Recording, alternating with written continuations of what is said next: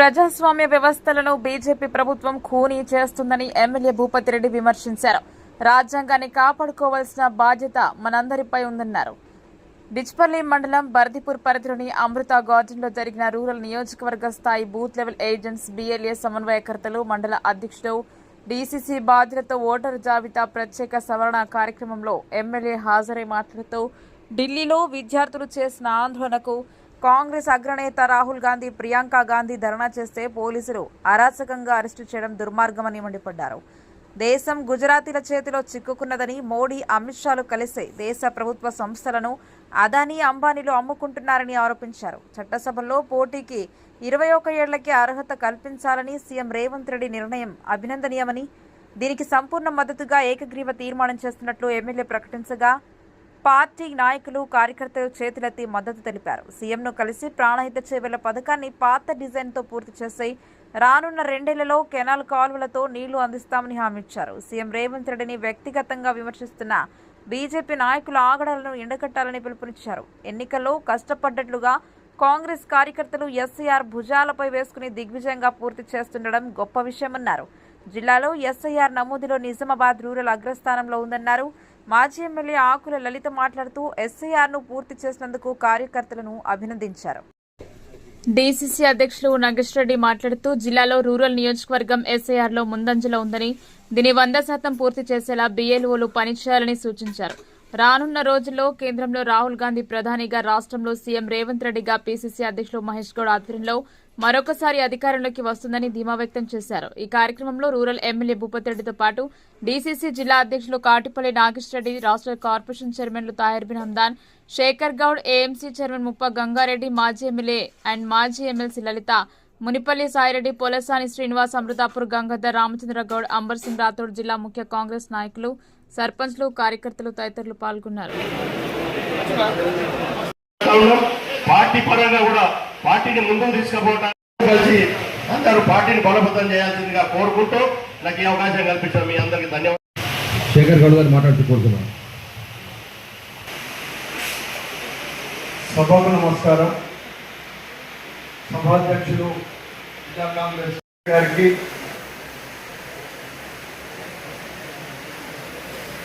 మాజీ ఐడిఎస్ఎం చైర్మన్ సహోదరులు సాయిరెడ్డి గారికి, మరి వివిధ గ్రామాల మన అమృతాపూర్ సర్పంచ్ అమృతాపూర్ గంగాన్న గారికి, కార్పొరేటర్లు భోజన్న, హరిచంద్ మెంబర్, కొత్తగా మొన్న ప్రతి మండలానికి మరి కొత్తగా బాధ్యతలు తీసుకున్నటువంటి అందరికీ శుభాకాంక్షలు తెలియజేసుకుంటూ, మరి ఈరోజు ఈ కార్యక్రమం సమగ్ర సర్వే ఓటర్ల జాబితా ప్రత్యేక సంగ్రామ సవరణని ఎస్ఐఆర్ కార్యక్రమాన్ని గత నెల నుంచి మనం గ్రామాలలో చేపట్టారు. అధ్యక్షులు మహేష్ కుమార్ గౌడ్, ముఖ్యమంత్రి రేవంత్ రెడ్డి గారు మరి మనకు సూచనలు చేసి సర్లో ప్రతి గ్రామంలో మనకు కావలసినటువంటి ఓట్లు పోగొట్టుకోకుండా ఉండడానికి మన పార్టీ తరఫున BLA-లు, BLA-2, BLA-1, BLA-2 వారు చేసినటువంటి కార్యక్రమం గత నెల నుంచి BLA-లే కాకుండా గ్రామాలలో కాంగ్రెస్ కార్యకర్తలంతా మరి మన కాన్స్టిట్యున్సీలో, మన నియోజకవర్గంలో దాదాపుగా 96% వరకు ఇప్పటికీ ఎన్రోల్మెంట్ అయింది. ఇది దీంతో సరిపోదు. దీని తర్వాత మళ్ళా ఇప్పుడు చేసుకోకపోతే మనం బాధ్యత, మరి మనకొచ్చే ఓటు అయితే మాత్రం తప్పకుండా వాళ్ళ ఓటు నమోదు చేయించే మన ప్రాంతంలోనే వాళ్ళ ఓటు ఉండేటట్టు 27 నాకు తెలిసి 3వ తారీఖు వరకు ఉంది. మనకి మన 24 3 వరకు ఇచ్చారు. కానీ ఇది 31 నిజామాబాద్ రూరల్ నేను కోఆర్డినేటర్గా పెట్టడం జరిగింది. అధ్యక్షత వహించిన మన జిల్లా అధ్యక్షులు నాగేష్ రెడ్డి గారు, మరియు మన పెద్దలు రూరల్ ఎమ్మెల్యే గారు భూపతిరెడ్డి గారు, సాయిరెడ్డి గారు, మరియు ఇక్కడ అందరికీ నమస్కారాలు తెలియజేస్తున్నా. ఈరోజు మీ అందరి ముందుకు నేను రావడం జరిగింది. నేను 2007-8లో నన్ను ఎమ్మెల్యే గెలిపించారు మీరందరూ. నాకు ప్రతి ఒక్క గ్రామం నుంచి అనుబంధం ఉంది. మొన్న కూడా నేను మీరు పర్మిషన్తో నేను గిచ్చిపల్లి, దర్పల్లి కొన్ని గ్రామాలు సందర్శించడం జరిగింది. ఎలా అవుతుంది అనేసి బిఎల్ఎస్ దగ్గరికి వెళ్ళడం జరిగింది. మీరందరూ 100% చేసిందంటే నాకు చాలా సంతోషంగా ఉంది. మీ అందరికీ నా యొక్క ధన్యవాదాలు తెలుపుతున్నాను. ముఖ్యంగా ఇదే రీతిలో మనము వెళ్తే ఇంకా ఇప్పుడు వచ్చే స్థానిక సంస్థలకు కూడా బాగుంటుంది. ఎంపీటీసీలు, జెడ్పీటీసీలు గెలిపిస్తే మొత్తము మీ బిఎల్ఏలదే అనేసి నేను అనుకుంటున్నా. బిఎల్ఏలు కష్టపడితే అన్నీ మనం సాధిస్తాం, మన పార్టీని స్ట్రెంథన్ చేస్తామనేసి ఈ సందర్భంగా తెలియజేస్తున్నాం. ముఖ్యంగా మన పార్టీ, మన ముఖ్యమంత్రి గారు మనకి ఏమేమి ఇస్తున్నారు, ఉచిత కరెంటే కానీ ఇవన్నీ మనం చెప్పుకోగలిగిన విషయం ఉంది. ఎందుకంటే బడుగు బలహీన వర్గాల పార్టీ అంటేనే కాంగ్రెస్ పార్టీ. మన కాంగ్రెస్తోనే ఏదైనా సాధ్యమవుతుంది. మనం అందరము మన పార్టీని రోజు రోజుకు స్ట్రెంథన్ చేయాలి. ఎందుకంటే ఇప్పుడు రాబోయే ఎలక్షన్స్ ఉన్నాయి కాబట్టి మీరందరూ దృష్టికి వెళ్ళండి. ఇప్పుడు మాత్రం ఇప్పుడు ఇంకేమన్నా ఉన్న వాళ్ళంటే ఈ 3 తారీఖు వరకు డెడ్ లైన్ కాబట్టి మీరు ఇంకా కష్టపడి ఏమన్నా డోర్ టు డోర్ బిఎల్ఏలది పాత్ర ఏంటంటే ఊర్లలో మనకు తెలుస్తుంది ఎవరి ఇంటికి రాలేదు అనేసి. ఆ ఫామ్స్ మళ్ళీ ఫిలప్ చేయాలనేసి నేను కోరుతున్నా. ఎందుకంటే చనిపోయిన వాళ్ళే ఉంటాయి, కొందరు ఏదైనా షిఫ్ట్ అయిన వాళ్ళే ఉంటాయి కాబట్టి వాళ్ళని ఏం చేయలేము. మీరందరూ మళ్ళొకసారి రాని వాళ్ళ ఇంటికి వెళ్ళి ఇంకా కొన్ని చెయ్యాలనేసి ఈ సందర్భంగా నేను తెలియజేస్తూ సెలవు తీసుకున్నాను. ప్రక్రియ 10 సంవత్సరాలకు ఒకసారి జరుగుతున్నటువంటి సందర్భంలో ఈసారి జరిగేటటువంటి ఈ ప్రక్రియ ఎస్ఐఆర్ ఏదైతే ఉందో ఆ ప్రక్రియకు జిల్లా కాంగ్రెస్ కమిటీ అధ్యక్షత వహిస్తున్నటువంటి సందర్భాన మన ప్రియతమ నాయకుడు, మన శాసనసభ్యుడు నిత్యం ప్రజల్లో ఉండి ప్రజా సమస్యలను తెలుసుకుంటూ వీలైనంత మేరకు ప్రభుత్వ దృష్టికి తీసుకొస్తూ సాధించడానికి ప్రయత్నం చేస్తూ పార్టీని అదేవిధంగా ఈ నియోజకవర్గంతో పాటు గెలిచిన శాసనసభ్యుడిగా జిల్లాలో ఆయన అనుభవాన్ని పార్టీ తీసుకుంటూ ఈరోజు రూరల్ నియోజకవర్గంలో బిఎల్ఏల సమావేశం ఏర్పాటు చేసినటువంటి ఈ సందర్భాన రాష్ట్రంలోని రాష్ట్ర కాంగ్రెస్ పార్టీ అధ్యక్షులు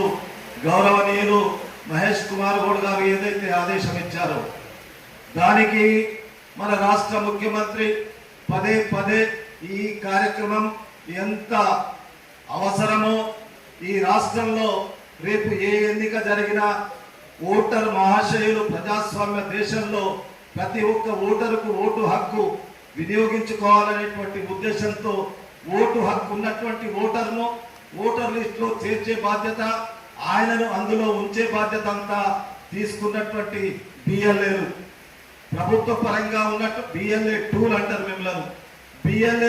బిఎల్ఓలు ప్రభుత్వ పరంగా నియమింపబడినటువంటి అధికారులు.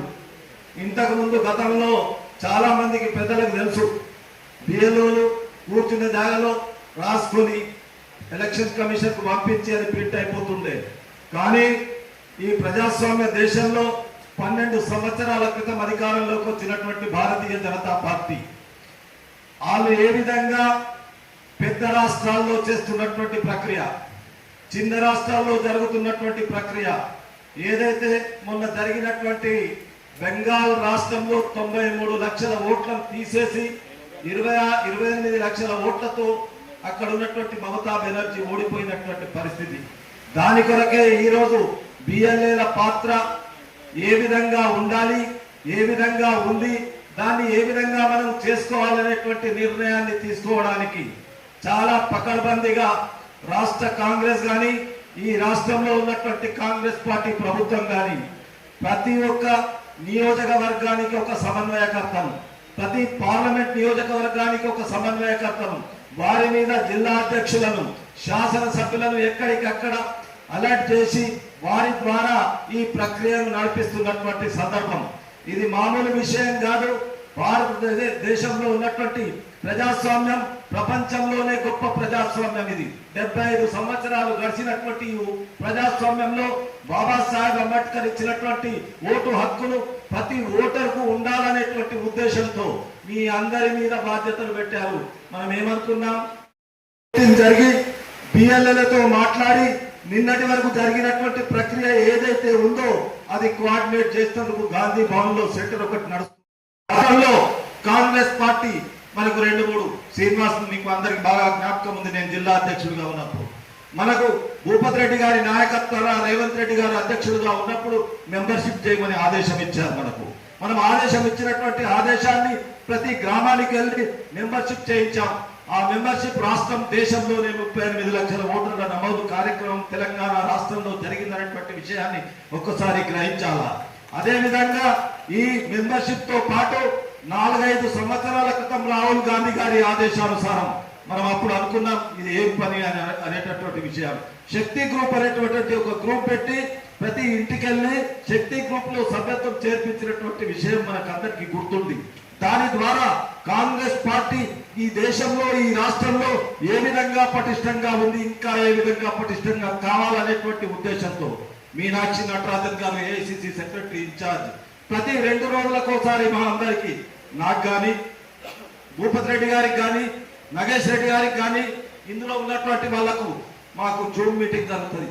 ఆ జూమ్ మీటింగ్ లో మా మీద ఎంత ఒత్తిడి ఉంటది అనేటువంటి విషయాన్ని మాకు తెలుసు. మీరేమనుకుంటారు, భూపతి రెడ్డి గారు ఫోన్ చేసి ఈ పని చేయమంటున్నాడు, తయారు గారు వచ్చి ఏం జరుగుతుందని చూస్తా ఉన్నాడు, నాగేశ్వర రెడ్డి గారు పర్యవేక్షిస్తున్నాడు అనేటువంటి బాధ ఉండొచ్చు మీలో. కానీ ఇది కాంగ్రెస్ పార్టీ రేవంత్ రెడ్డి గారి నాయకత్వాన, మహేష్ కుమార్ గౌడ్ గారి అధ్యక్షతన, రాహుల్ గాంధీ గారి మీరే ప్రధానమంత్రి చేయడానికి తెలంగాణ రాష్ట్రంలో ఒకవేళ నియోజకవర్గాల పునర్విభజన జరిగితే 26కి 20 సీట్లు ఇస్తారనేటువంటి మాట చెప్పినటువంటి రేవంత్ రెడ్డి గారికి మనం అందరం అండగా ఉండాలనేటువంటి ఉద్దేశంతో ఈ ప్రక్రియ మీద ఒత్తిడి చేస్తా ఉన్నామనేటువంటి విషయాన్ని గ్రహించాలనేటువంటి మాట తెలియజేస్తూ వేరే విషయాలు పోకుండా ఒక్కటి మాత్రం వాస్తవం, కాంగ్రెస్ పార్టీ 2.5 సంవత్సరాల అధికారంలో మనం ఏం చేశామనేటువంటి మాట నిన్నను మొన్నను అక్కడ ఆరిద్ర పురుగులాగా మాట్లాడుతూ ఉన్నారు.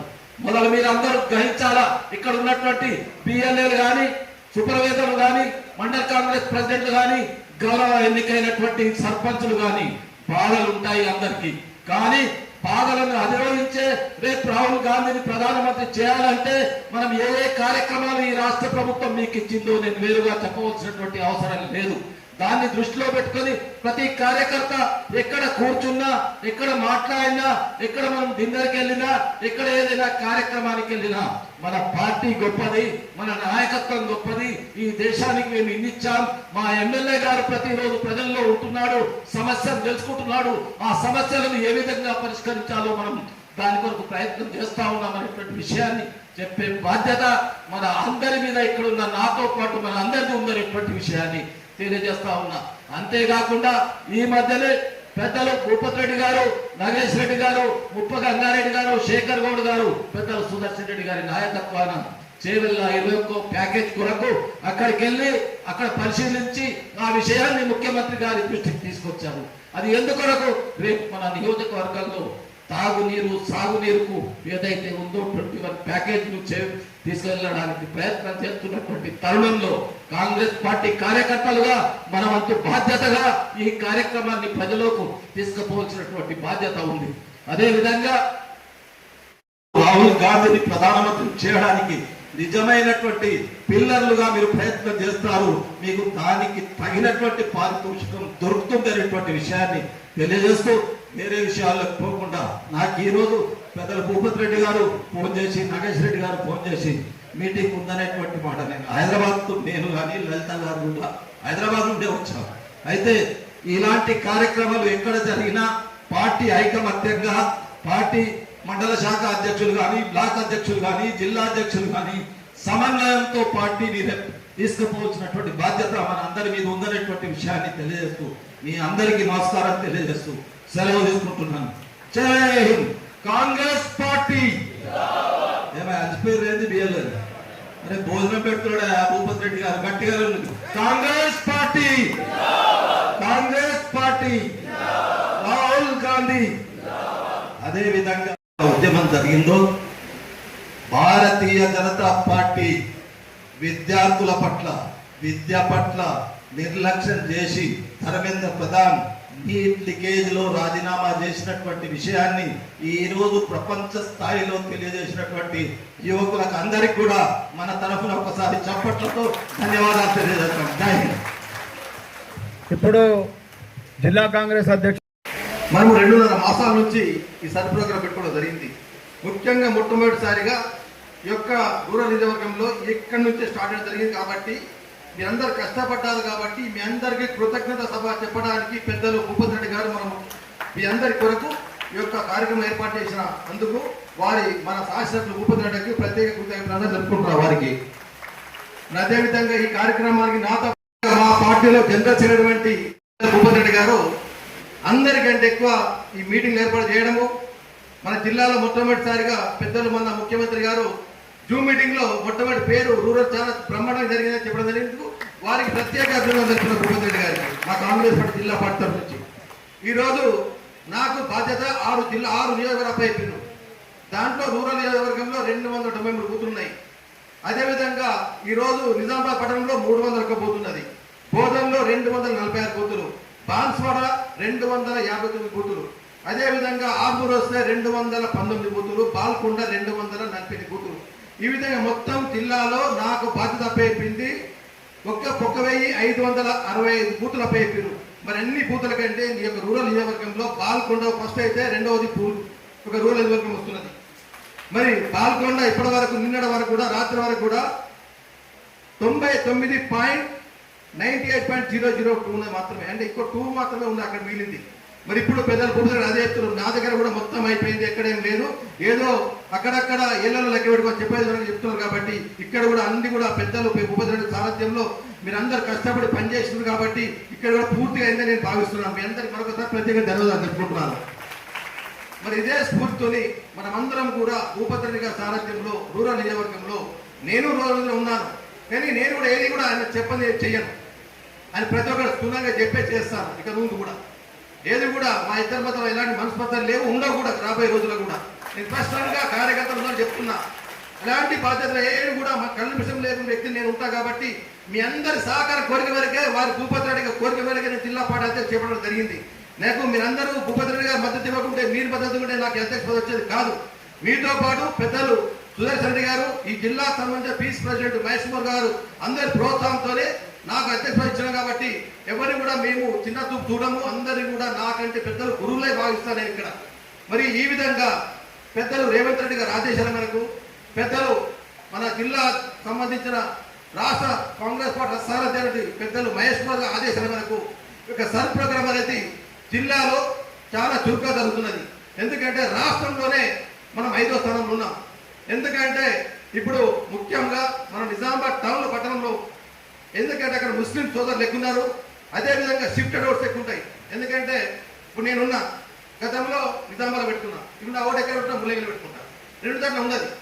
ఈ విధంగా కొద్దిగా వెనుకబడ్డది నిజామాబాద్ టౌన్. ఇప్పుడు అక్కడ కూడా 65% దాటిపోయింది, అంటే 100% ఇంకో 10-15% మొత్తం అయిపోతుంది. అది కూడా పెద్దలు శేఖర్ గౌడ్ గారు ఇక్కడ మా చిచ్చార వంటి అందరూ బాధ్యత తీసుకొని మరి అక్కడ ఇన్ఛార్జ్ వంటి లజ్జ గారు కూడా తీసుకుంటున్నారు. కాబట్టి తొందరలోనే ఈ 2-3 రోజుల్లో పూర్తి 100% చేసి అక్కడ కూడా మన కాంగ్రెస్ పార్టీ నిలబడతారని వీళ్ళందరూ ఆశిస్తున్నాను నేను అక్కడ. ఈ విధంగా సర్ ప్రోగ్రాం చేయడం జరుగుతున్నది. ఎందుకంటే ఈ సర్ ప్రోగ్రాం అనేది పెద్దలు చిచ్చారని అన్ని క్లుప్తంగా చెప్పారు. వెస్ట్ బెంగాల్లో 93 లక్షల ఓట్లు తొలగించారు. ఎందుకు తొలగించారు? ఎక్కడైతే ఆమెకు అనుకూల ఓట్లు ఉన్నాయో ఆ తొలగించడం వలన ఆ ఓట్లు పోతాయి. కాబట్టి మళ్ళీ ఎన్నికలు వచ్చినప్పుడు అవి ఓట్లు ఉండవు కాబట్టి అన్న ఉద్దేశం తొలగించడం వలన కేవలం 30 లక్షల ఓట్ల తేడాతోని మొన్న మమతా బెనర్జీ ఓడిపోవడం జరిగింది. మరి దాని తర్వాత దృష్టి ఎక్కడ పెట్టారు? కేంద్ర ప్రభుత్వం మన తెలంగాణలో పెట్టింది. ఎందుకంటే ఇక్కడ పకడ్బందీగా స్ట్రాంగ్ ఉన్నాం రేవంత్ రెడ్డి గారి నాయకత్వంలో. అదేవిధంగా బీసీకి సంబంధించిన స్ట్రాంగ్ ఉన్న మన బీసీ అధ్యక్షుడు మహేష్ కుమార్ గారు ఉన్నారు. మరి వీరు ఎట్టి పరిస్థితుల్లో కూడా తెలంగాణ రాబోయే రోజుల్లో కాంగ్రెస్ దెబ్బతీయన ఉద్దేశంతో ఈ సర్ ప్రోగ్రామ్ లో ఓటు తొలగించాలనే ఉద్దేశం చేశారు. కాబట్టి మనందరం కూడా కార్యకర్తలు చురుగ్గా మీరు పాల్గొని ఈ యొక్క సర్ ప్రోగ్రాం విజయవంతం చేస్తున్నాం. ఎక్కడ కూడా ఏ జిల్లాలో కూడా తక్కువ కావట్లేదు. ఇది అందరూ కూడా కష్టపడుతున్నారు. పెద్దలు మా మీనాక్షి నటరాజన్ గారు ఎప్పటికప్పుడు జూమ్ మీటింగ్ ద్వారా ప్రతిదీ కూడా గంటకు తీసుకుంటుంది రిపోర్టు. ఏ రిపోర్టు? అధికారిక రిపోర్టు కాదు. పిఏలు ఎక్కడ పనిచేస్తున్నారు, మండల అధ్యక్షులు ఎక్కడ పనిచేస్తున్నారు, మా జిల్లాకు సంబంధించిన ఉపాధ్యక్షులు కానీ, జనరల్ సెక్రటరీ కానీ, సెక్రటరీ కానీ ఎక్కడ పనిచేస్తున్నారు, డీటెయిల్గా చెప్పమంటున్నారు. ఈ విధంగా నన్ను ఎప్పటికప్పుడు మాకు సూచనలు ఇస్తున్నారు. మేము మీరు ఇచ్చిన రిపోర్ట్ ఎప్పుడు పంపిస్తున్నాము. ఈ విధంగా క్షుణ్ణంగా పరిస్థితుంది. ఈ మధ్య కాలంలోనే నన్ను హైదరాబాద్ పిలిపించారు 1-to-1 మీటింగ్లో. మీ జిల్లాలో మరి ఎట్లా చూపిస్తున్నాం చూపించన్నారు. క్లియర్గా చూపించిన ఏది బిఏలో లిస్ట్ చూపించిన ఆయన ఏ అధికార లిస్టు కాదు, బిఏలో ఇస్తలేను. బిఏలో ఇచ్చి సబ్జెక్ట్ ఇచ్చారు. ఏదైతే పాల్గొడ కాన్స్టిట్యూన్సీ రూరల్ కాన్స్టిట్యూన్సీ నాకు వచ్చింది కాబట్టి వాళ్ళు చూపించడం తృప్తి చెందారు. పర్ఫెక్ట్ ఉంది. నిజామాబాద్ జిల్లా మొత్తంలో సూచన జరిగింది. ఈ విధంగా మీరందరూ కష్టపడారు కాబట్టి మనం రాబోయే రోజుల్లో కూడా మనం ఇదే కష్టంగా రూరల్ అందరూ కష్టపడాలని కోరుతున్నాం. మరి ఇక పోతే ఇక టీఆర్ఎస్ అని చెప్తున్నారు. మనకు అధికారం ఇచ్చినప్పుడు ఎంతుండే 9,08,18,000 కోట్లు అప్పించారు. 20,000 కోట్లు అప్పించారు. మరి మన తెలంగాణ వచ్చినప్పుడు మన మిగులు బడ్జెట్గా 14,000 కోట్లు మిగిలిచ్చినాం.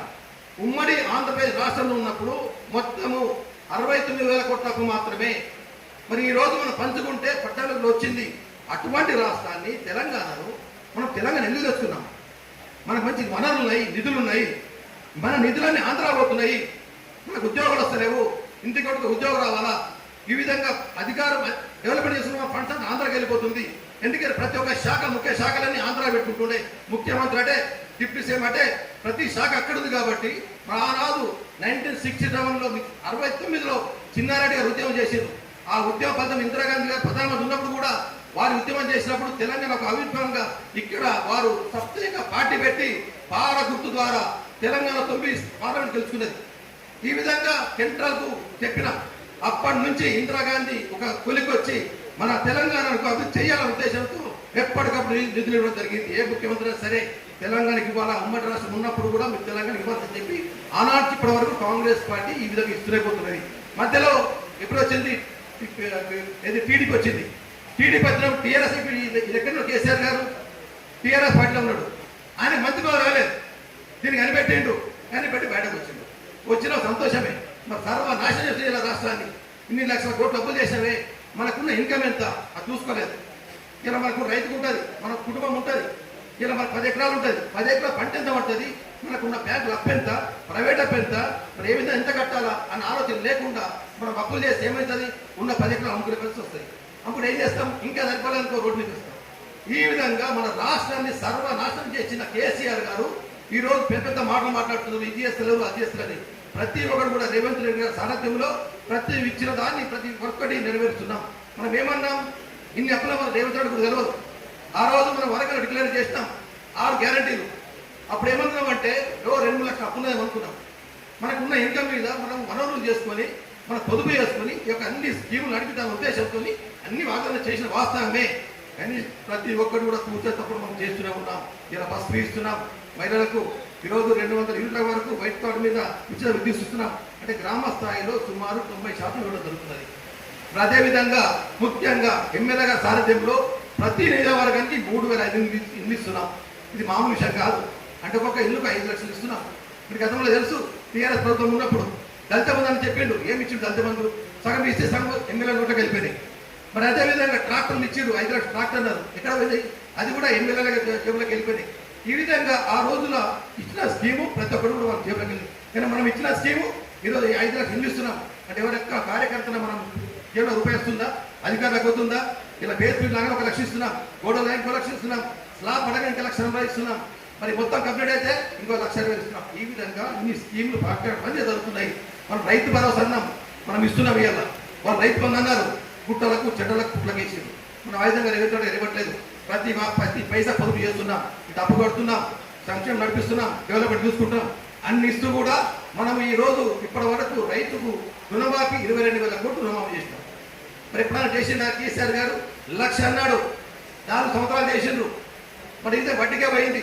మనం ఏకకాలంగా 22,000 కోట్లు మాఫీ చేసినాం. మరి రైతు భరోసాను ఇస్తున్నాం. మనం ప్రతి ఒక్కడు ఇస్తూనే ఉన్నాం. మనం మొన్ననే ఈ మధ్య కాలంలో 9,000 కోట్లు ఇచ్చినాం. మనం కూడా చెప్పుకోవాలి. అదంతా ఎందుకు చెప్తున్నా మీకంటే మనలో ఎన్నైనా ఉండని. కానీ కాంగ్రెస్ పార్టీ గురించి ఈ పార్టీ ఉన్నప్పుడు మాత్రం మనమందరం కూడా పార్టీకి చెడు పేరు రాకుండా మనం స్కీములు ప్రజలకు చెప్పాలా. తెలుసు, నాకు తెలుసు నీకు రుణమాఫీ రాలేదు, నాకు రాలేదు, మనం బాధపడకూడదు. కానీ వచ్చిందో చెప్పాలి. ఎక్కడ మిస్టేక్ అయితే ఉంటుంది అయినాయి, కానీ మనము నాకు రాలేదు కదా నాకెందుకు చెప్పడం తప్పది. మనం ప్రతి ఒక్కరు కూడా రచ్చబడ్డ కాడ ఓటర్ల కాడ సాయంత్రం పూట తాగేది ఎక్కడ ఉంటారో అక్కడ కూడా మన పార్టీ గురించి క్లుప్తంగా చెప్పాలి. ఏమేమి చేసినాము, ఇంత అప్పు ఉన్నది, ఇంత అప్పు కడుతున్నాం, నెలకు 18,500 కోట్లు ఇన్కమ్ ఉంది, దాంట్లో 6,000 కోట్లు వడ్డీలకు అవుతున్నాయి, 6,000 కోట్లు సంక్షేమ పథకాలకు అవుతున్నాయి, 6,000 కోట్లు జీత భత్యాలకు అవుతున్నాయి, మిగులుతున్న 500 కోట్లు అన్ని. అది కూడా ఈ మధ్య కాలంలో రేవంత్ రెడ్డి ఏం తెలుసా, ఏదైతే కేసీఆర్ గారు లక్షల కోట్లు అప్పు తెచ్చిండో దాని మీద 11.5% తీసుకొచ్చిండు, దాన్ని కూడా పొదుపు చేసి 7% కుదించిండు బ్యాంకులో పెట్టుకొని. ఇదంతా వాటి మేము కట్టలేము, దాంట్లో రూల్స్ ఉన్నాయన్నమాట. 7% కడతాం మన ఉద్దేశంతో దాన్ని తీసుకురావడం జరిగింది. దాంట్లో కూడా పొదుపు చేస్తూ నెలకు 1000 కోట్లు పొదుపు వస్తున్నది. దాన్ని పొదుపు చేసి కూడా గతంలో ఉద్యోగాలు రిటైర్మెంట్ అయిండు, ఆ ఉద్యోగాలు డబ్బులు లేపేసి రేవంత్ ఇప్పుడు కేసీఆర్ గారు, దాన్ని కూడా మన మీద పడిపోయింది. దాన్ని కూడా నెలకు స్పష్టంగా కట్టడం జరుగుతున్నది ఈ యొక్క పొదుపు ద్వారా. ఇది అన్ని విధంగా ఈ విధంగా విద్యార్థులకు కానీ ఉద్యోగులు కానీ అన్ని బకాయిలు ఇచ్చినా కానీ అన్ని ఒకటి రైల్వే కాంట్రాక్టు గతంలో 55,000 కోట్ల కాంట్రాక్ట్ పెండింగ్ పెట్టిపోయింది, అవి కూడా ఇస్తున్నాం. అంటే ఈ విధంగా అన్ని కూడా ఇస్తూ అభివృద్ధి సంక్షేమం తీసుకుంటూ పార్టీని ముందుకు చేస్తున్నాము. ఎక్కడ కూడా కాంగ్రెస్ పార్టీ ఇచ్చింది ప్రతి ఒక్కరు పూజ తప్ప నెరవేరుస్తున్నాము. అదేవిధంగా బీజేపీ అన్నారు మాట్లాడతారు, బీజేపీ మేము 12 మోదీ అంటాడు, ఎన్నికలు రాగానే అక్షంతలు వస్తాయి, రాముడు లక్ష్మణుడు ఇవే గుర్తుకొస్తాయి. ఏమైనా అభివృద్ధి చేసిండ్రా? ఆ రోజు ప్రధానమంత్రి మన్మోహన్ సింగ్ గారు ఉన్నప్పుడు క్రూడాల్ బ్యారెలు 140 రూపాయలు ఉండే, మరి దానిని మనం అప్పుడు పెట్రోల్ ఎంత ఉండే, 60 రూపాయలు పెట్రోల్, 50 రూపాయలు డీజిల్ ఉండే. మరి ఇప్పుడు క్రూడాల్ బ్యారెల్ 100 రూపాయలు అది. మరి ఈరోజు డీజిల్ ఎంత, 105 రూపాయలు, పెట్రోల్ 115 రూపాయలు. అంటే ఎంత భారం పడుతుంది. ఇటు రైతులకు కానీ ఇటు పేద ప్రజలకు కానీ ప్రతి ఇంటికి ఒక మోటార్ సైకిల్ ఉన్నది. మరి ఇవన్నీ క్లుప్తంగా మనం చెప్పాలా. పెద్ద పెద్ద మాట్లాడుతున్నారు, 2 కోట్ల ఉద్యోగాలను మోడీ గారు మరి ఇచ్చిన 2 కోట్ల ఉద్యోగాలు. మరి మన ఇక్కడ ఎంపీ గారు మాట్లాడతారు వచ్చి, ఏం చేసి కాంగ్రెస్ అంటారు. అసలు నువ్వు 7 ఏళ్ళు అయింది, నువ్వేం చేసినావు, నువ్వు ఎంపీ 7 ఏళ్ళు అయినాయి అంటే మనకి ఎన్ని రావాలా ఉద్యోగాలు? ఒక్కొక్క నియోజకవర్గానికి సంవత్సరానికి 36,780 ఉద్యోగాలు రావాలా. అంటే నువ్వు నీ యొక్క 7 సంవత్సరాలలో మన పార్లమెంట్ పరిధిలో 2,38,000 ఉద్యోగాలు రావాలా. మరి ఎక్కడ పోయి మనం ప్రశ్నించాలా, నిలదీయాలా. ఇవన్నీ నిలదీస్తేనే మరి మనకు పేరు కాంగ్రెస్ పార్టీకి మనం చేసిన అభివృద్ధిని మనం చెప్పుకోగలుగుతాం. మనం చెప్పలేదనుకో ఇది ఏం కాంగ్రెస్ మాట్లాడలేరా, మనం చెప్పుకుంటేనే మనం ఇంకా కోల్పోతున్నాం, చెప్తూనే మనం ముందుకెళ్తాం. మరి ఈ విధంగా దానికి మనం అందరం కూడా పెద్ద ఎత్తున ధర్నాల్సిన ప్రతి మండలంలో కూడా దానికి ఫలితమే ఆ రోజు ఇప్పుడు ఆ మంత్రి పదవి రాజీనామా చేసిండ్రు. మనకు కాంగ్రెస్ పార్టీకి ఒక ఊపు వచ్చింది ఇప్పుడు రాహుల్ గాంధీ గారికి. ఈ విధంగా కాంగ్రెస్ పార్టీ వచ్చిందనే కారణం మీ అందరి ఫలితమే ఈరోజు వచ్చింది. అక్కడ రాహుల్ గాంధీ ఢిల్లీలో కష్టపడుతున్నారు, యువకుల కోసం కష్టపడుతున్నారు, మీరు గ్రామ స్థాయిలో మండల స్థాయిలో జిల్లా స్థాయిలో పెద్దలందరూ కష్టపడుతున్నారు. కాబట్టి కాంగ్రెస్ పార్టీ ముందుకెళ్తుంది. ఎక్కడో అక్కడక్కడ మాట్లాడుతారు, అది పట్టించుకోరు పెద్దగా. కాంగ్రెస్ పార్టీ పని అయిపోయింది, వచ్చింది బీజేపీ టీఆర్ఎస్ అంటే ఏ పార్టీ లేదు. ఖచ్చితంగా మీరు చూసినచ్చు, మొన్న బై ఎలక్షన్లో హైదరాబాద్ నడిపొట్టున కాంగ్రెస్ గెలిచింది, గతంలో టీఆర్ఎస్ గెలిచిండే. మొన్న 25,000 ఓట్ల మెజార్టీ గెలిచినాం, అక్కడ మనం 49,000 ఓడిపోయినాం. దానికి కారణం మైనార్టీ సోదరులు మనకు 1 సైడ్ వచ్చేసి ఇప్పుడు ఎక్కడ కూడా మైనార్టీ ఓటులు కానీ ఎస్సీల ఓట్లు కానీ ఎస్టీ ఓటు కూడా ఒక్క ఓటు కూడా పోకుండా మనం జాగ్రత్త పడి రాబోయే రోజుల్లో యొక్క సర్ప్రోకర్ ఇంకా విజయవంతం చేసి ఏకన్నా కూర్చోబద్ద ఉంటే ఇంకా అక్కడక్కడ ఊరూరుకు 10 ఓట్లు 20 ఓట్లు ఉంటాయి, అవి కూడా మనం ఇన్వాల్వ్మెంట్ చేయించుకొని మీరు రూరల్ నియోజకవర్గంలో పెద్దల భూపతుల సారథ్యంలో కాంగ్రెస్ పార్టీ రాబోయే రోజుల్లో కూడా ఖచ్చితంగా వారి సారథ్యంలో మళ్ళీ జెండా ఎగరేసే కార్యక్రమం చేపట్టాలని కోరుకుంటూ సెలవు తీసుకుంటున్నాం. మనం ఎక్కడున్నాం దాని మీద రివ్యూ కార్యక్రమంలో భాగంగానే మరీ ముఖ్యంగా బిఎల్ఏ ఏజెంట్స్ ఎవరైతే 293 మంది ఉన్నారో మీరందరూ నియమించారు, మన గ్రామాల్లో మీరే కూర్చొని నిర్ణయించారు. మరి వాళ్ళకి ఐడి కార్డ్స్ ఇచ్చి మనము సరులు నిజంగానే నిజామాబాద్ రూరల్లో 100% కంప్లీట్ చేసిన ఘనత బిఎల్ఏకు దక్కుతుంది. కాబట్టి బిఎల్ఏస్కు దాంతోపాటు వాళ్ళతో పనిచేసినటువంటి మరి మన స్థానిక కాంగ్రెస్ నాయకులకు మరి గౌరవ సర్పంచ్లు అందరు కూడా ఈ గౌరవం దక్కుతుంది. వాళ్లకు మరి ఒకసారి థ్యాంక్స్ చెప్తాం, వాళ్ళకు హృదయపూర్వకంగా మరి చేతులెత్తి నమస్కారం తెలియజేద్దామని చెప్పి ఈ మీటింగ్ పెట్టడం జరిగింది. నిజంగా కూడా హ్యాట్స్ ఆఫ్.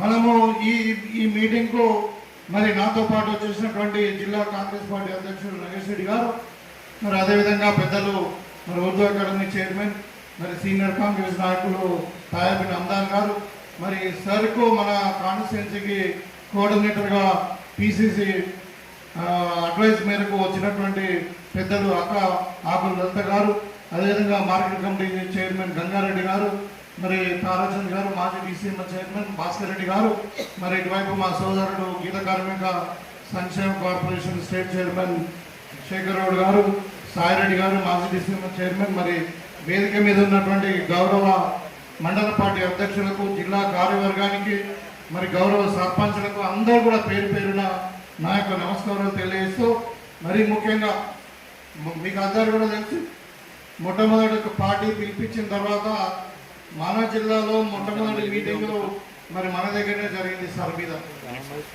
ఆ రోజే మీ అందరి సమక్షంలో నేను చెప్పడం జరిగింది, ఇది మనకెందుకు అని అనకండి, ఇది మన పార్టీ ప్రోగ్రాం, గవర్నమెంట్ ప్రోగ్రాం ఒకటే కాదు, దీన్ని మనం అందరం కూడా నెత్తి మీద వేసుకొని చేయాలని చెప్పి ఆ రోజు మీకు ఏదైతే ఎలక్షన్ ప్రక్రియ government of India, election commission of India, పశ్చిమ బెంగాల్ కానీ అక్కడ ఏం చేశారంటే టీచర్లను పెట్టిన వాళ్ళు బిఎల్ఓగా. మరి ఇక్కడ మనకు అంగన్వాడీ స్కూల్ పిల్లలు కానీ ఆడవాళ్ళని వాళ్ళని మళ్ళీ ఈ ఆశా వర్కర్లను పెట్టడం వల్ల మరి వాళ్ళ దగ్గర అందరి దగ్గర కూడా స్మార్ట్ ఫోన్స్ లేకుండే, వాళ్ళంతా కూడా మరీ హైలీ ఎడ్యుకేటెడ్ కూడా కాదు పాపం, ఎస్ఎస్సీ వరకు లేకుంటే ఇంటర్మీడియట్ వరకు చదువుకున్నట్టు వాళ్ళు ఉండడం వల్ల కొన్ని ఇబ్బందులు ఏర్పడ్డాయి. చాలా జాగాలు కొంచెం నెట్ రాలే, కొన్ని జాగాలేమో ఇంకా వేరే సమస్యలు ఉండడం వల్ల కొన్ని ఇబ్బందులు అయినప్పటికీ మరి మీరు నిజంగా బిఎల్ఏస్, అదేవిధంగా గ్రామంలో ఉన్నటువంటి కాంగ్రెస్ నాయకులు, తర్వాత మనకు గౌరవ సర్పంచులు కూడా చాలా మంది 150 దాకా సర్పంచులు ఉన్నారు మన పార్టీకి. కాబట్టి వాళ్ళందరూ సహకారంతో ఇవాళ 100% 293 డివిజన్లలో మొత్తం కూడా ఇలా మనము రివిజన్ అంటారు దీన్ని. ఏంటంటే ఆల్రెడీ 2026లో ఉన్నటువంటి ఓటర్ లిస్టులో రివిజన్ చేసుకున్నాం. దీంట్లో మీరు అనుకుంటారు కొంతమంది ఇప్పుడు మనం ఒక మండలంలో 85% ఉన్నది, ఇంకా 15% ఎటు పోయినది. వాళ్ళంతా కూడా ఏంటంటే కొంతమంది చనిపోయినారు, కొంతమంది ఏమో డబుల్ ఓటింగ్ అయినది, కొంతమంది ఏమో మైగ్రేట్ అయిపోయారు వేరే వేరే ప్రాంతాలు. ముఖ్యంగా మన దగ్గర తీసుకుంటే ఇప్పుడు 29 బూతులు ఉన్నాయి మనకు. ఈ నిజామాబాద్ కార్పొరేషన్లో మర్చి ఇప్పుడు గోరగాంలో 8, మాధవరావులో 4, అట్లా గూపన్పల్లిలో 4, మరి అదేవిధంగా అదే ముబారన్నూరు 5, కాలూరు ఖానాపూర్లో కలిసి 7, ఇట్లా సారంగపూర్ ఇవన్నీ 29 బూతులలో ఎక్కువ మంది ఇమిగ్రెంట్స్ ఉన్నారు ఇక్కడ. అంటే కొంతమంది సారంగపూర్ ఖానాపూర్ వస్తున్న జాగాలలో ఏమైంది, వాళ్ళు మహారాష్ట్రకి వెళ్ళి ఇంకా అక్కడ నుండి ఇక్కడ నుండి వచ్చిండ్రు. ఇప్పుడు ధర్మారం విలేజ్ ఉంది మనకి ఇక్కడ చాలా మంది హైదరాబాద్ షిఫ్ట్ అయ్యారు. గన్పూర్ విలేజ్ ఉంది, చాలా దగ్గరికి బయటకి ఇక్కడ ఉపాధి కూలి కొరకు వచ్చి ఇక్కడ స్థిరపడ్డారు వాళ్ళ కోర్టు ఇక్కడ, అంటే ఇక్కడ స్థిర నివాసులు కారు వాళ్ళు. అదేవిధంగా ఇప్పుడు ఇక్కడ డివిజన్ ఉన్న ఓటర్ లిస్టులు సవరణ చేయడం మన నియోజకవర్గంలో ఇలా నంబర్ 1గా ఉంది. నేను చెప్పడం కాదు, స్వయం ముఖ్యమంత్రి గారే మరి జూమ్ మీటింగ్లో చెప్పడం జరిగింది. వాళ్ళ అఫీషియల్ డేటాని ఇచ్చేది కూడా అఫీషియల్గా ఆర్డీఓ గారి వాళ్ళ మార్నింగ్ ఇచ్చినటువంటి డేటా మనం. కాబట్టి దీనికి మరొకసారి మీకు అందరు కూడా చేతులెత్తి నమస్కారం తెలియజేస్తూ మీకు కృతజ్ఞత తెలియజేస్తాం. ఇవాళ ఇదే స్ఫూర్తితో మనం ఇంకా ముందుకు పోవాల్సి ఉంది. ఎందుకంటే ఇవాళ ఒక ఫేజ్ 1 మాత్రమే అయింది ఇది. ఇవాళ మనం అంటే కొంచెం హైదరాబాద్ను దృష్టిలో పెట్టుకున్నా వేరే కొన్ని పట్టణాలను దృష్టిలో పెట్టుకొని సర్వ్ ప్రక్రియ అనేది కొంచెం పెంచింది. ఇవాళ 31 వరకు మనకు అప్లికేషన్స్ ఇవ్వచ్చు, తర్వాత 3వ తారీఖు వరకు డిజిటలైజ్ చేయొచ్చు అని చెప్పి పెంచి మళ్ళీ 8వ తారీఖు నాడు మనము ప్రిమిటివ్ లిస్ట్ మనకు వస్తుంది సవరణది. ఆ సవరణ లిస్ట్ వచ్చిన తర్వాత మీకు అందరు కూడా ప్రతి బూత్ ప్రింట్అవుట్ మీకు కాపీ ఇస్తున్నారు, మనకు పంపిస్తారు వాళ్ళు ఎలక్షన్ కమిషన్ వాళ్ళు. మరి ఈఆర్ఓ కానీ మనకి district collector, district election officer ఉంటాడు, ఈఆర్ఓ మన కాన్స్టిట్యూన్సీకి ఇన్ఛార్జ్గా ఉంటారు, ఆర్డీఓ. వాళ్ళ ద్వారా మనకు ఒక లిస్ట్ వస్తుంది పబ్లిష్ చేసినాక 8వ నాడు ఇప్పుడు మనం సవరణ చేసిన లిస్ట్. దాంట్లో కూడా మళ్ళీ మనం మీకు అందరు కూడా ఒక్కొక్క కాపీ మీకు ఇస్తాం. దాంట్లో మీరు చూసుకోవాలా, మనం ఇలా అప్లికేషన్ ఫామ్ ఇవ్వగానే దాంట్లో ఉండాలా లేదు. ఒకసారి ఆఫీసర్ కూడా బిఎల్ఏ కానీ మన బిఆర్ఓస్ కానీ ఇంకేదైనా మండల లెవెల్లో కూడా అది డిస్ప్లేస్ అయ్యి డిజిటల్ కాకపోయి కంప్యూటర్ కాకపోతే అది ఒక్కోసారి రాదు. అవి కూడా చూసుకోవాలి మనం. మళ్ళీ మళ్ళీ 2026 లిస్టుకు మనం సబ్మిట్ చేసిన దానికి దీనికి ఎట్లా ఏమైనా భేదం ఉందా, ఊళ్ళో మిస్ అయినరా, లేదంటే ఇంకేమైనా అన్న కూడా ఇంకా మనుషులు లేని కూడా వేరే పార్టీ వాళ్ళు టీఆర్ఎస్ వాళ్ళు కానీ మన బీజేపీ వాళ్ళు కానీ ఇంకా దొంగ ఓట్లు కూడా సృష్టించే అవకాశం ఉంది. అవన్నీ కూడా మనం పరిశీలించుకోవాలి. అంటే ఈ 8వ తారీఖు నాడు వచ్చేటువంటి ప్రిమిటివ్ లిస్టులు మనము స్క్రూటినీ చేయాలి బూత్ వైజ్. అది మీకు అందజేస్తాం. మీకు బూత్ వైజ్ మీకు టోటల్గా ప్రింట్అవుట్ లిస్ట్ ఒకటి కాదు 2 కాపీలు కూడా మీకు అందజేస్తాం. అది కూడా ఆ ప్రక్రియ కూడా చేయాల్సిన బాధ్యత ఎవరి మీద ఉంటుంది? బిఎల్ఓల మీద ఉంటుంది, బిఎల్ఏల మీద ఉంటుంది, తర్వాత మన కాంగ్రెస్ పార్టీ శ్రేణులు సర్పంచుల మీద ఉంటుంది. చూసుకొని దాంట్లో కరెక్షన్స్ ఉంటే మనం మళ్ళీ మన అప్పీల్ పోవచ్చు, మండల లెవెల్లో ఎంఆర్ఓ పోవచ్చు, మళ్ళా జిల్లా మన కాన్స్టిట్యూన్సీ లెవెల్లో ఈఆర్ఓ అంటే ఆర్డీఓ పోవచ్చు. ఆ అప్లికేషన్స్ ఏది ఉన్నా కానీ మన ఆఫీస్లో కూడా ఒకటి, నా క్యాంప్ ఆఫీస్లో కూడా ఒక సెల్ ఫోన్ నెంబర్ ఉంటుంది, ఒకటి అంటే వార్ రూమ్ టైప్ ఒకటి మనకు కాల్ సెంటర్ పెడతా ఉన్నాం. మీరు ఏది ఉన్నా దానికి మనం ఇన్ఫార్మ్ చేయొచ్చు. ఈ ఫలానా మనం ఎన్రోల్మెంట్ చేయాలి, మరి ఈయన మంచి లేడు, ఈయన దొంగతనం ఓటొచ్చిందని చెప్పవచ్చు. అదే కాకుండా ఈ కరెక్షన్ అంటే దీంట్లో అప్లికేషన్స్, గ్రేవియన్సెస్ అంటే ఫిర్యాదులు ఏది ఉన్నా కానీ దాంట్లో స్క్రూటినీ చేసి మనం ఫిర్యాదులు ఇవ్వాలి. అది కాకుండా ఇంకొక పక్క ఏంటంటే ఇప్పుడు కొత్త వాళ్ళని జాయిన్ చేయడం. ఇప్పుడు 18 సంవత్సరాలు నిండినాయి, వాళ్ళకి ఓటు లేదు, మళ్ళీ వాళ్ళకి కొత్తగా జాయిన్ కావాలంటే మళ్ళీ ఫామ్ 6 ఫిల్అప్ చేసి మనం ఎంటర్ చేయాలి. అది డైరెక్ట్ హార్డ్ కాపీతో చేయొచ్చు, ఆన్లైన్లో కూడా చేసుకోవచ్చు. ఇంకా ఎవరైనా ఒక ఓటు మరి మనిషి లేడు, అమెరికాలో ఉన్నాడు, ఆయనకి ఇక్కడ ఓటు హక్కు లేదు, వాళ్ళ పూర్వీకులు, వాళ్ళ తల్లిదండ్రులు, అన్నదమ్ములు ఇక్కడ ఉన్నారు, ఆయన ఓటు కావాలంటే ఆయన కూడా ఆన్లైన్ చేసుకోవచ్చు. లేకుంటే మనకు 6A ఫామ్ ఉంటుంది, 6A ఫామ్లో మనము కొత్త వాళ్ళని ఎన్రోల్మెంట్ చేయాల్సి ఉంటుంది. ఎందుకంటే ఈ ఫిర్యాదులన్నీ స్వీకరించి ఫిర్యాదులు వచ్చిన వాళ్ళందరూ కూడా మళ్ళీ వీళ్ళు ఏం చేస్తారంటే ఈఆర్ఓ మళ్ళీ నోటీసులు ఇస్తారు, అందరికి కూడా నోటీసులు ఇస్తారు. మీరు ఫిర్యాదు ఇచ్చాక నోటీసులు ఇచ్చాక నోటీసులో వాళ్ళు ఇచ్చిన అంటే వివరణ మీదకి వెళ్ళి వాళ్ళు ఇచ్చిన ఆధారాల మీదకి వెళ్ళి మళ్ళీ వాళ్ళ ఓటు ఉంచాలా తీసేయాలని నిర్ణయిస్తారు ఎలక్షన్ అధికారులు. కాబట్టి మనము ఇంకా అలర్ట్గా ఉండాలి. ఇంకా ఇప్పుడు రాబోయే టైంలో ఇంకొక నెల రోజులు ఉంటుంది మనకు. ఆగస్టు 8వ తారీఖు నాడు మనకి ఏదైతే ప్రిమిటివ్ లిస్ట్ వస్తుందో, సెప్టెంబర్ 8వ తారీఖు నాడు ఫైనల్ లిస్ట్ వస్తుంది. ఆ ఫైనల్ లిస్ట్లో మనం అనుకున్న లిస్టు రావాలి. అప్పటి వరకు ఈ ప్రక్రియ కంటిన్యూ అవుతుంది. దయచేసి బిఎల్ఏలకు నేను మరొకసారి విజ్ఞప్తి చేస్తా ఉన్నా, మీరు చాలా చక్కగా పనిచేసారు. ఎన్ని సమస్యలు ఉన్నా కానీ మీరు అందరూ కూడా పనిచేసారు. మరి కాంగ్రెస్ నాయకులకు కూడా మీ అందరూ కూడా గౌరవ సర్పంచులకు మరి మా ముఖ్య నాయకులు అందరూ కూడా ఇవాళ పిలవడానికి ఉద్దేశం ఏంటంటే మన ఇంకా ఈ ఎలక్షన్ ప్రక్రియ అన్నది కాలేదు. మొత్తము ఇవాళ ఓన్లీ స్టేజ్ 1 మాత్రమే అయ్యింది. ఇంకొక నెల రోజులు మనకు పని ఉంది. కాబట్టి దయచేసి మనం ఫైనల్ లిస్ట్ వచ్చేంత వరకు ఓటర్ లిస్టులో ఎక్కడ కూడా అవకతవకలు లేకుండా, ఏ ఒక్క అర్హుని కూడా ఓటు హక్కు కోల్పోకుండా, మరి మన వాళ్ళు ముఖ్యంగా కాంగ్రెస్ ఎవరు కూడా ఓటు పోకుండా, నష్టపోకుండా, వాళ్ళ ప్రాథమిక హక్కు కాబట్టి ఓటు అన్నది బాబాసాహెబ్ అంబేద్కర్ గారు ఇచ్చినటువంటి ప్రాథమిక హక్కును వాళ్ళకి అందించాల్సిన బాధ్యత ఒక రాజకీయ పార్టీగా మన పైన ఉన్నది. కాబట్టి మీరందరూ కూడా ఒక నెల రోజులు ఇంకా కష్టపడాల్సిన అవసరం ఉంది. మీకు చాలా పనులు ఉన్నాయి, వాస్తవమే. ఇవాళ నిన్న రాత్రి వాన పడ్డది. మనకు వ్యవసాయం సంబంధించినటువంటి మరి అందరూ కూడా వ్యవసాయం మీద డిపెండ్ ఉన్న రూరల్ ప్రాంతంలో. మరి నేను అనుకున్నాను, మరి నిన్ననే రాత్రి వాన పడ్డది, మరి అందరు పొలాలు నాట్లు ఇవన్నీ ఉంటాయి, మరి మన వాళ్ళకి ఏమైనా ఇబ్బంది పెడుతున్నామో అనుకున్నాం. కానీ మీరందరూ కూడా చక్కగా సహకరించి అందరూ కూడా మరి వాళ్ళకు 2-3 గంటల వరకు ఇక్కడ రమ్మానంటే ఒక రోజు టైంలో మీరు అందరూ రావడం జరిగింది. చాలా సంతోషం. ఇదిలా ఉంటే ఇవాళ మనం రాజకీయాలు చూస్తూ ఉన్నాం. ఇవాళ యాక్చువల్గా ఇది ఎలక్షన్ కమిషన్ ఆఫ్ ఇండియా చేయాల్సిన పని. సరే అనేది ఎవరు చేయాలా? ఎలక్షన్ కమిషన్ కాదు, అంటే controller auditor general of India, ఇవన్నీ ఒక ఆర్గనైజేషన్స్ అంటే స్వయం ప్రతిపత్తి కలిసి అవి ఇండిపెండెంట్గా ప్రభుత్వంతో సంబంధం లేకుండా ఇండిపెండెంట్గా వ్యవహరించేటువంటి శక్తి వాళ్ళకు ఉన్నది. కానీ వాళ్ళ బీజేపీ గవర్నమెంట్ వచ్చిన తర్వాత రాహుల్ గాంధీ గారు చెప్తున్నది అదే. ఇవాళ రాజ్యాంగాన్ని మరి మొత్తంలో రాజ్యాంగ ఒక స్ఫూర్తిని అంబేద్కర్ గారు రాసినటువంటి రాజ్యాంగాన్ని నాశనం చేస్తూ ఉన్నారు వీళ్ళు. ఈ స్వయం ప్రతిపత్తి వల్ల సంస్థలన్నిటి కూడా నిర్వీర్యం చేస్తూ ఉన్నారు అని చెప్తా ఉన్నారు. దాంట్లో భాగంగానే ఇలా ఎలక్షన్ కమిషన్ ఆఫ్ ఇండియా కేంద్ర ప్రభుత్వం ఏం చెప్తా చేస్తూ ఉంటారు. ఇవాళ అందుకే ఇవాళ బీహార్లో, అందుకే ఇవాళ మనకు పశ్చిమ బెంగాల్లో మరి రాజకీయ పార్టీలకు నష్టం జరిగింది. ఆ నష్టం ఇక్కడ మన దగ్గర కూడా జరగచ్చు. అది జరగకుండా ఉండడానికే మనం అందరం కూడా ఇన్వాల్వ్ అయ్యే ఒక వార్పుట్లో మనం ఎంత కార్యక్రమం సంతులమే చేస్తూ ఉన్నాం. ఇవాళ ఎగ్జాంపుల్ చెప్తా ఉన్నాం. ఇప్పుడు కాక్రోచ్ జనతా పార్టీ ఉంది. మీకు అందరూ కూడా తెలుసు ఎందుకు పుట్టుకొచ్చింది కాక్రోచ్ జనతా పార్టీ. ఇవాళ నీట్ ఎగ్జామ్లో సరిగా ఎగ్జామ్ కండక్ట్ చేయలేదని, మరి నీట్ లీకేజ్ అయిందని, కొన్ని లక్షల మంది పిల్లలకు భవిష్యత్తు ఖరాబ్ అయిందని చెప్పి మరి వాళ్ళందరూ కూడా కోర్టుకు పోయింది. నీటును రద్దు చేయాలా, మళ్ళా మరి నీటును మళ్ళా నియమించాలని. దానికి సుప్రీంకోర్టు జడ్జి గారు ఏమన్నారు తెలుసా? వీళ్ళంతా కూడా ఉద్యోగం లేని కాక్రోచులు, అంటే బొద్దింకలు అని చెప్పి అన్నారు. దానికి ఉద్యోగంగానే ఇలా బొద్దింకకు సంబంధించినటువంటి కాక్రోచ్ జనతా పార్టీ పుట్టుకొచ్చింది. అంటే సుప్రీంకోర్టు ఆ విధంగా బిహేవ్ చేస్తూ ఉంది. ఇవాళ నిన్న కాక మొన్న విద్యార్థుల మీద లాఠీ చార్జ్ అయింది, మీరు చూసిరు. బాష్పవాయువులు ప్రయోగించారు, బుల్లెట్లు ప్రయోగించారు, అది పెల్లెట్స్.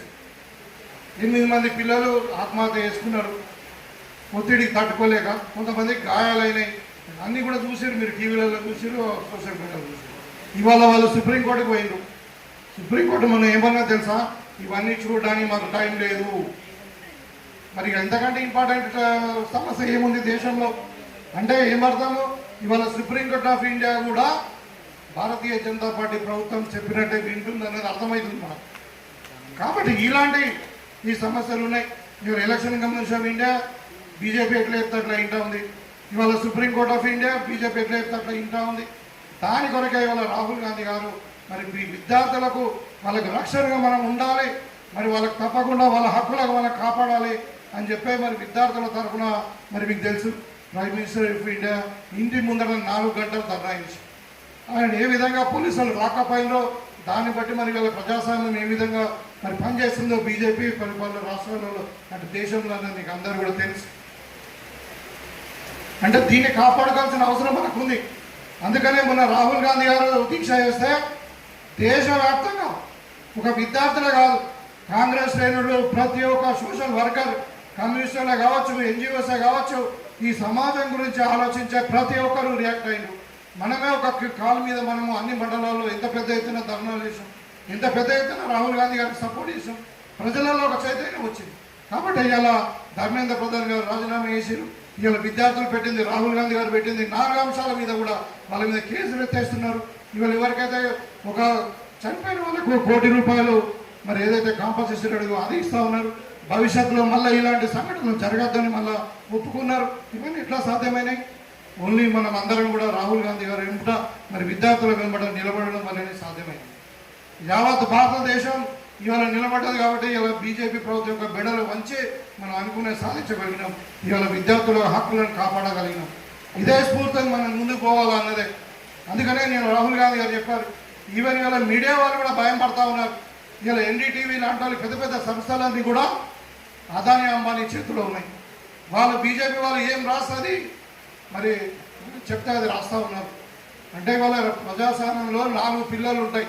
ఒకటి పార్లమెంట్, ఇంకొకటి ఎక్స్క్లూషన్ అంటే ఐఏఎస్ ఆఫీసర్లు, ఐపీఎస్ ఆఫీసర్లు, ఇదంతా మన గవర్నమెంట్ పరిపాలన విభాగం. 3వది కోర్టు, 4వది మీడియా.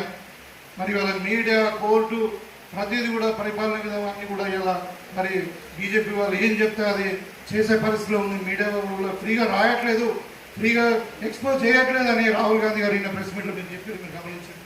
అంటే ఇవన్నీ కూడా మనం ప్రజలలో చర్చ జరగాలి. ఎందుకంటే రాజ్యాంగాన్ని రక్షించుకోవాల్సిన బాధ్యత మన మీద ఉంది. యువకుల యొక్క వాళ్ళ యొక్క హక్కులను మనం కాపాడుకోవాల్సిన బాధ్యత మన మీద ఉంది. కాబట్టి ఇవన్నీ రాహుల్ గాంధీ గారు చేసే పోరాటం ఏదైతే ఉందో దానికి మనము మరి సంపూర్ణ మద్దతును ప్రకటించాల్సిన అవసరం ఉంది. ఇవాళ మన ముఖ్యమంత్రి గారు నేను ఒక ప్రతిపాదన తీసుకొచ్చారు. గతంలో జవహర్లాల్ నెహ్రూ గారే మహిళలకు ఓటాకు ఇచ్చారు. మీకు అందరూ కూడా తెలుసు, కాంగ్రెస్ పార్టీ మహిళలకు ఓటాకు ఇచ్చారు. కాంగ్రెస్ పార్టీ ఎస్సీ ఎస్టీలకు రిజర్వేషన్ ఇచ్చింది. ఇవాళ మరి రాజీవ్ గాంధీ గారు, స్వర్గీయ రాజీవ్ గాంధీ గారు మరి యువకులు చదువుకున్నారు, వాళ్ళకు కూడా మరి 18 సంవత్సరాలకే ఓటాకు ఇవ్వాలని చెప్పి 18 సంవత్సరాలకి మనం ఓటాకు ఇచ్చినటువంటి ఘనత రాజీవ్ గాంధీ గారిది. ఇవాళ మరి రేవంత్ రెడ్డి గారు, రాహుల్ గాంధీ గారు సహకారంతో ఇవాళ కేంద్ర ప్రభుత్వానికి ఒకటి లేఖ రాసి మీకు అందరూ కూడా తెలుసు. ఇవాళ 21 సంవత్సరానికే యువకులందరూ కూడా ఐఏఎస్లు, ఐపీఎస్లు అవుతా ఉన్నారు, కంపెనీలకు సీఈఓలు అవుతా ఉన్నారు. మరి వాళ్ళకు ఎందుకు ఇలా చట్టసభలలో అవకాశం ఇవ్వద్దు అని చెప్పి ఇలా మనం ఇలా ప్రశ్నిస్తూ ఉన్నాం. ఇప్పుడు రాబోయే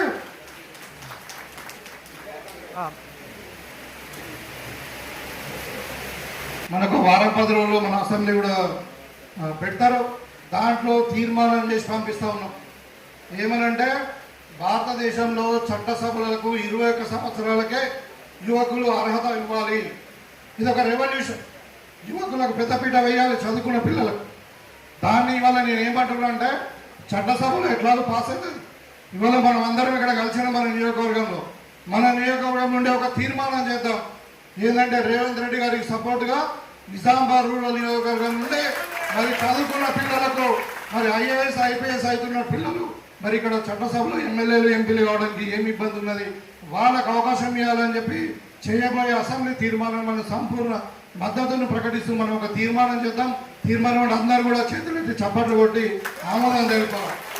దయచేసి పత్రికా సోదరులారా ఇది రాయండి, మేము కూడా ఒక నోట్ రాసి పంపిస్తాం ముఖ్యమంత్రి గారికి.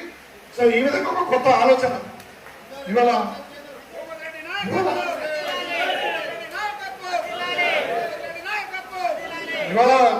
ఏదైనా కాంగ్రెస్ పార్టీ చేయాలా, కాంగ్రెస్ పార్టీతోనే ఇలా పేదలకు న్యాయం జరుగుతుంది. కాబట్టి దేశంలో ఏమున్నది మొత్తం ఏదంటారు మన ఇన్ఫ్లేషన్ ధరలు పెరిగిపోయినాయి, అన్ఎంప్లాయ్మెంట్ పెరిగిపోయింది. అందుకే కదా యువత అన్రెస్ట్ ఉన్నారు ఇప్పుడు. కాబట్టి ఇవాళ దేశంలో ఉన్న ఆస్తులను కూడా అమ్ముకున్నారు అదాని అంబానీకి. ఇవాళ ఎయిర్పోర్ట్లు లేవు, షిప్ యార్డులు లేవు, ఏది లేదు, రైల్వే బంకులు లేవు, పెట్రోల్ బంకులు కానివ్వండి అన్ని కూడా మొత్తం అమ్ముకుంటా ఉన్నారు. కాబట్టి ఇవాళ దేశం అనేది ఒక గుజరాతీల చేత ఇరుక్కుపోయింది. ఇద్దరు గుజరాతీలు మోడీ గారు అమిత్ షా గారు దేశాన్ని అమ్ముతా ఉన్నారు, అదాని అంబానీ కొంటా ఉన్నారు. మరి దీన్ని మనం వ్యతిరేకించాల్సిన అవసరం ఉంది, ఈ పరిపాలనను మార్చాల్సిన అవసరం ఉంది. మనం రాబోయే కాలంలో తప్పకుండా మోడీ గారు దిగిపోతారు, మరి తప్పకుండా రాహుల్ గాంధీ గారు ప్రధానమంత్రి చేయడమే మన లక్ష్యంగా మనం పనిచేయాలి. ఇక్కడ రేవంత్ రెడ్డి గారి నాయకత్వంలో మళ్ళీ మన ప్రభుత్వం మళ్ళీ రాబోతుంది ఇవాళ. ఎందుకంటే మీకు అందరికీ కూడా తెలుసు మనం చేసినటువంటి పనులు, సంక్షేమ పథకాలు ఇవన్నీ కూడా ఒకవైపు డెవలప్మెంట్, ఒకవైపు అభివృద్ధి. మరి ఇప్పుడు తాయాబిన్ అందాన్ గారు, పెద్ద నాగేష్ రెడ్డి గారు ఇవన్నీ చెప్పారు.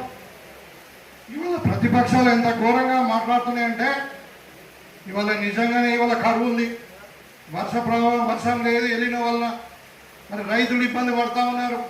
మరి ఎందుకు పడతా ఉన్నారు, దానికి కారణం ఎవరు? నిజంగానే రాజశేఖర రెడ్డి గారు నిర్మించినటువంటి తమ్మినేటి ప్రాజెక్టును కంప్లీట్ చేస్తే ఇవాళ మనకు గోదావరి నీళ్ళు వచ్చేది.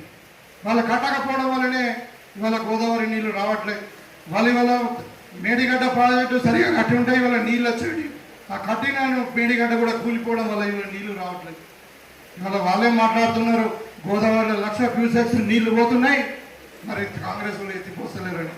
ఒకవైపు ఏమో కాళేశ్వరంలో కట్టినటువంటి డ్యామ్ కూలిపోయింది, మరి డ్యామ్ సేఫ్టీ అథారిటీ వాళ్ళు ఏమో ఇక్కడ నీళ్లు నిల్వ ఉంచొద్దు అని చెప్తున్నారు.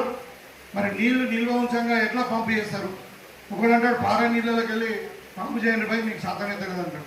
మరి పారే నీళ్ళకి వెళ్ళి పంపులు పెట్టినాక మరి డ్యామ్లు ఎందుకు కట్టినాం చెప్పండి? చెరువు లేకుండా నీళ్ళు వాడతాయనుకుంటే మరి చెరువు ఎందుకు కట్టినాము అంటే అంత తెలివి తక్కువగా మరి ఇక అవగాహన లేక కాదు అది. అంటే పద్మాసనం అంటే చూడు, పద్మాసనంతో ప్రజలను తప్పుదో పట్టేదానికి కాంగ్రెస్ బదనం చేయడానికి మాట్లాడుతూ ఉన్నారు. ఇవాళ మన దగ్గరనే చూడండి, పెద్దలు తాయాబిన్ అందాన్ గారు చెప్పారు ఇవాళ మంచిప్పది మన ప్రాంతంలో చేయవల్ల 21A ప్యాకేజ్.